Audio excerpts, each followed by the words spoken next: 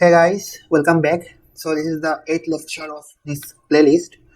These are the recommendation. So if you have time, please revise my lecture 6 and 7. 7 is important because I'll continue from my last lecture, and 6 is important because in this lecture I'll take on ADS and few things like I'll directly launch the Smith chart tool, and if you want to know how I launch the Smith chart tool or few minute process, then please see once lecture 6, as there I have explained a few basic thing about ADS. So let's start.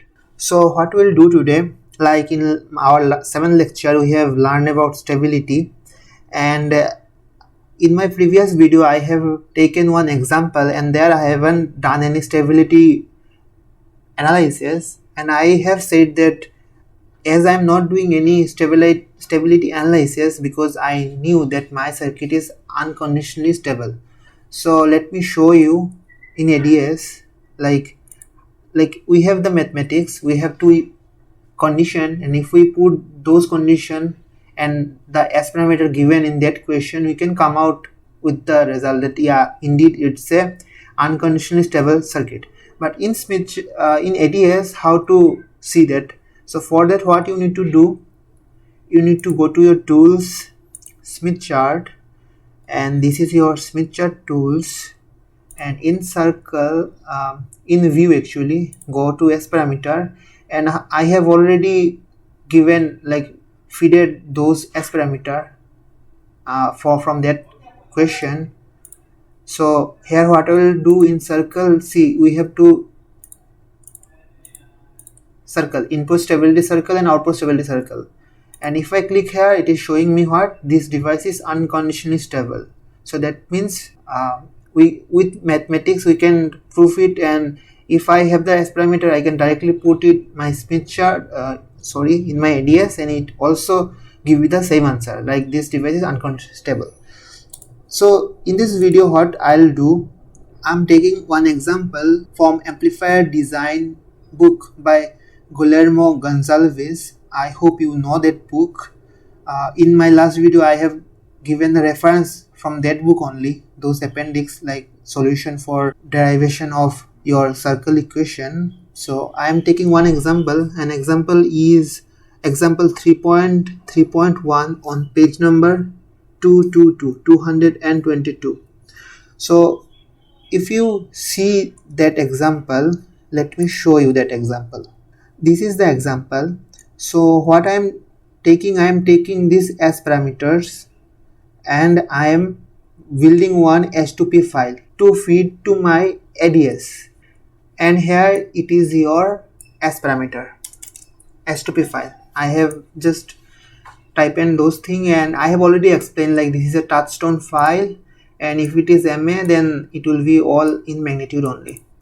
So this I have made one H2P file, and what I'll do, I will feed it to my ADS. To feed this to my ADS, I need to bring one SNP box here, and in Control Z, and in SNP box I need to give the path of my file, and my file is stored on open, and it is a touchstone file with a 2 port. And let's see the S parameter, and see this is your S parameter, this is your S21. So our range is from 0.5 gigahertz to 4 gigahertz, and indeed it is same from that example only. So the range are exactly same, and other S parameter, other 3 S parameter also you can see from here, and some other information from this matrix. So let's click OK, and let's go to our S parameter simulation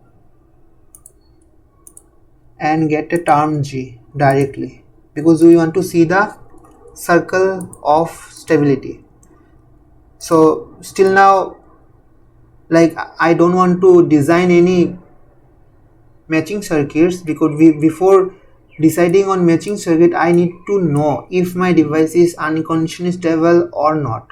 So for that, in my last video I have said you like we have two condition, our K should be greater than 1 and our delta should be less than 1. They are the two condition. but actually we have another condition, and it is mu. Mu is just a combination of the two condition, and if mu is greater than 1, then it is enough condition for unconditional stability.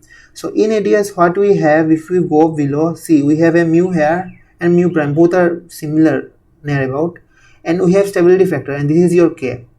Delta we don't have directly, because delta you can calculate directly from your S parameter.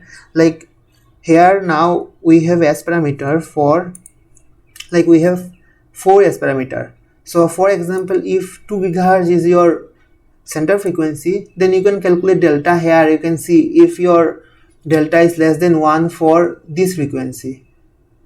Okay, so you need to calculate delta for each and every one to see if your device is like unconditionally stable for all the 4 frequency point or not. So to ease that problem in ADS, what we have mu directly. So let me bring mu here. What you need to do, you need to click here and you need to bring it here. So I have brought the mu here.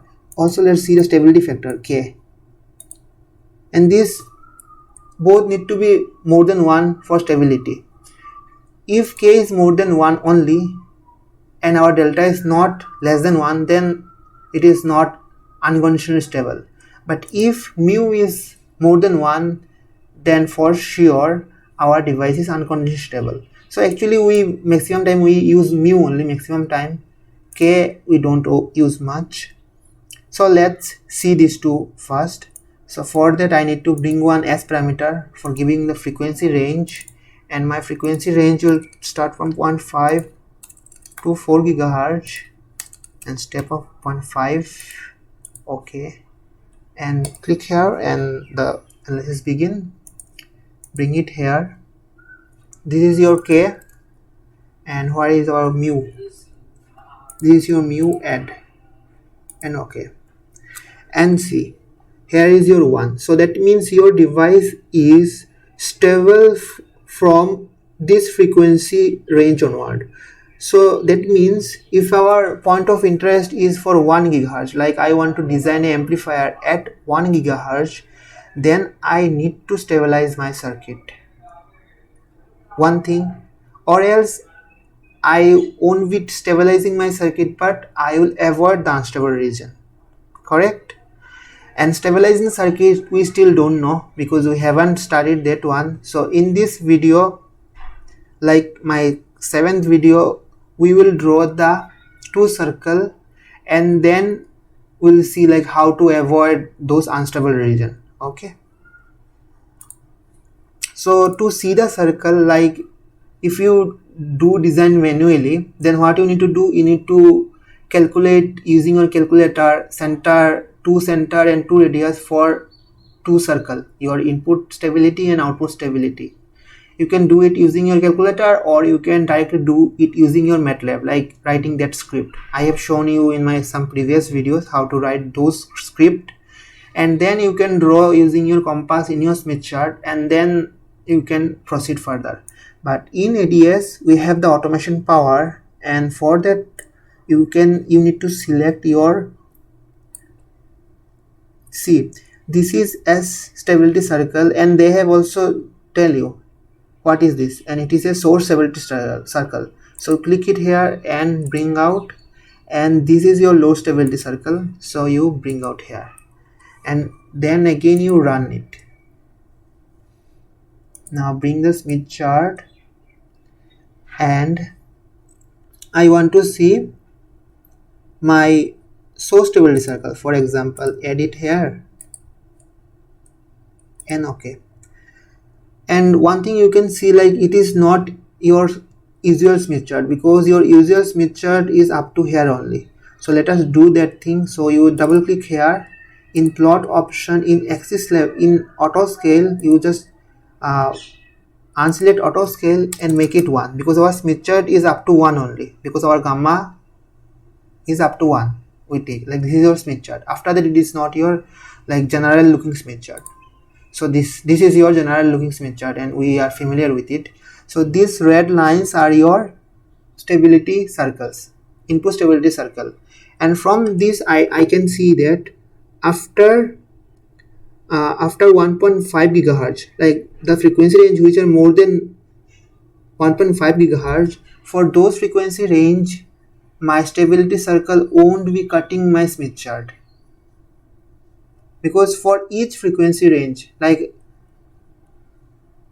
in my simulation what I am taking, I have 8 points, so for each point it will draw one stability circle, but any point which is more than 1.5, for those circle I should not be having any intersection with my Smith chart. So let's verify it.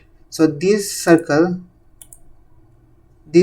is for your 500 megahertz, and yes, correct, for 500 megahertz or 0.5 gigahertz our device is conditionally stable, or it is not an unconditional stable device, because my mu is not more than 1. So that's why I'm getting one portion here. I need to decide this portion is stable portion or this portion. Okay, let us check this circle. And this circle is for 1 gigahertz, and yeah, correct, for 1 gigahertz again my device is not conditionally stable. And then this circle, it is for 1.5, and see, for 1.5 it is just touching your Smith chart, and for 1.5 we are just below 1. So that means these two are verifying with each other. So now what we will do, let us see our S parameter. Now before seeing our S parameter, let's select one frequency range, interested frequency range, because we won't be working for all frequency range. We will design our amplifier for one center frequency. So for this example, let's take one unstable point and let's take the 1 gigahertz one. So our main concern of frequency is 1 gigahertz. So let us see the S parameter at 1 gigahertz. So at 1 gigahertz, my S parameter, you see S11 is magnitude of S11 less than 1, and your magnitude of S22 is also less than 1. So yeah, so that means the region for stability will be this side of the circle. And let me draw the output stability circle also. No, not this one, Smith chart.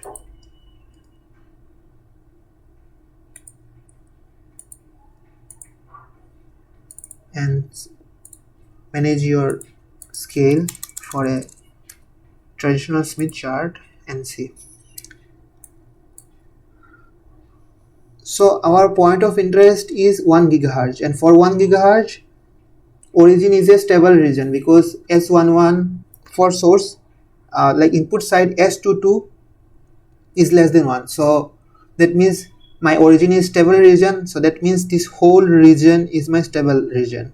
And for load part, my S11 is less than 1 given in the question, so that means this part is fully my stable region. So let us don't confuse with so many circles, let us confine ourselves to one point only. And for one point, what we'll do, we'll go for single point, and in single point, as our interest is for 1 gigahertz, you have written 1 gigahertz here, and okay, and simulate it again, and we got this circle and this circle. Now what we will do, like after knowing that, that means our gamma S can't come in this portion. If it come, then it will be a oscillating circuit, and our gamma L can't come here. So now what we do generally, we draw our gain circle. If it is a unilateral case, then we draw constant gain circle, and if it is a bilateral device, like our S12 is not equal to 0, then we draw our operating power circle or available power circle. And as in this example, see, our S12 is at 1 gigahertz is not equal to 0, that means it is a bilateral case, and still we haven't studied our bilateral case, so like I am not proceeding at that far, so we are not going further. We will, for unilateral case, we'll draw our constant gain circle here, and if it is crossing this unstable region, then we will be selecting other point for our gamma S, and we won't be selecting any point which is going in this region, and same for gamma L. part also. So that's all for this short video. In our next video we will try to know like how to stabilize our circuit. Like now it is we are designing it for conditionally stable design, but for a few reasons sometimes we need to stabilize our device. They have some demerits also, we will discuss those also. So in next video we will take care of those things. So thanks a lot for your time. Bye bye.